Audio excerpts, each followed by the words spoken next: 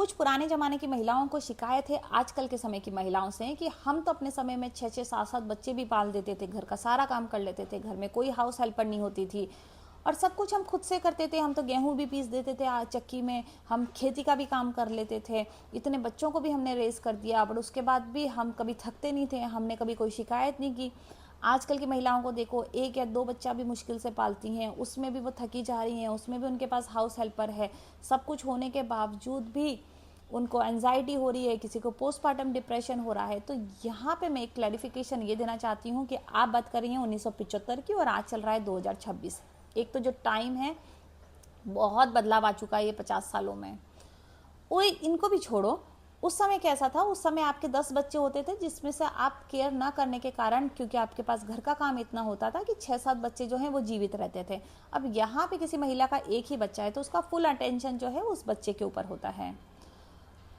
वो जो समय है, उस समय में आप अपने बच्चों को किस तरीके से रखती थी, कितने घंटे पढ़ाती थी और कितना कंपटीशन था वो आप भी जानते हैं। पहले के टाइम में ऐसा था कि 10th और 12th कर ली, उसके बावजूद भी इजीली नौकरी लग जाती थी। आप मैट्रिक पास हैं, आप स्कूल में पढ़ाने के लिए एलिजिबल हो जाते थे।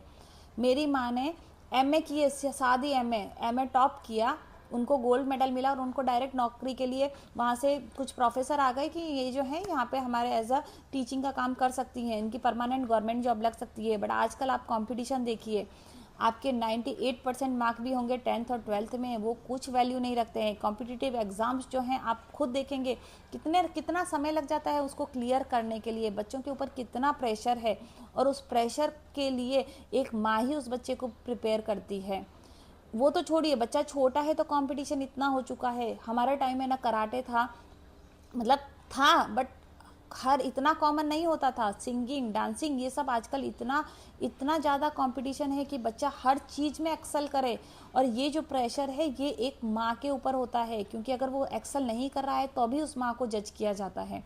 उन सब चीज़ों को भी छोड़ो, आजकल जो माँ हैं वो अपनी पेरेंटिंग के लिए इतना ज़्यादा रिसर्च करती हैं कि क्या बच्चे के लिए शुगर अच्छा है। उस समय आपको पता था बच्चा क्या खा रहा है, आप देखते भी नहीं थे। आजकल की जो माँ है वो देखेगी सबसे पहले कि शुगर बच्चे के लिए अच्छी नहीं है, तो पहली बात तो शुगर देने से रोकेगी। उसके बाद वो दूसरी पीढ़ी भी हैंडल कर रही है आप जैसी, जिसमें आप लोग हैं, जिनको उसको वो एक्सप्लेन करना होता है कि शुगर बच्चे के लिए क्यों हेल्दी नहीं है, उसको प्लीज़ शुगर मत दीजिए। जो चुपचाप उस बच्चे को शुगर आप दे देते हैं, तो ये जो स्ट्रेस है ना ये भी बढ़ता जा रहा है। कई बार ऐसा होता है कि बच्चे को पढ़ने के लिए बैठाते हैं, एक तो वो पढ़ाई क्यों ज़रूरी है उस बच्चे को समझाना, उस बच्चे को पढ़ाना, दूसरा आपको समझाना कि आजकल ये चीज़ें बहुत ज़रूरी हैं, क्योंकि आप कहते हैं बच्चे को ऊपर ज़्यादा प्रेशर मत डालो, उसको ईजी छोड़ो, क्योंकि कंपटीशन इतना ज़्यादा हो गया है कि माँ को बच्चे के ऊपर 100% एफर्ट्स देने ही पड़ेंगे। तो यहाँ पे आप समझिए कि सिर्फ इतनी सी बात नहीं है कि बच्चे को वो रेस कर रही है और थके जा रही है। बच्चे को रेस वो किस तरीके से कर रही है, आप कोई काम 2 मिनट में भी कर सकते हैं, उस काम को करने में आपको बहुत अच्छे से करते हैं तो 2 घंटा भी लग सकता है। तो आजकल की जो माँ है वो एक ही बच्चे को पाल रही हैं, बहुत अच्छे से पाल रही हैं वो। दूसरी बात यह है कि उस समय इतना कुछ खर्चा नहीं होता था, बच्चे जो हैं वो पल जाते थे, क्योंकि खेती बाड़ी थी, आपके घर में अनाज की कमी नहीं होगी, बच्चे खा रहे हैं पी रहे हैं, पढ़ाई की नहीं की, काम धंधा उनको मिल ही जाता था।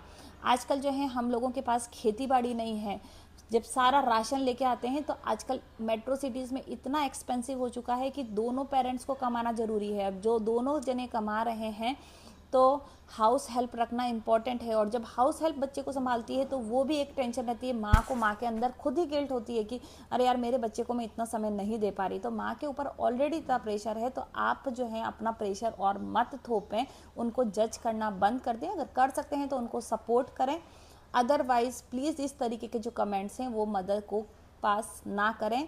Thank you very much.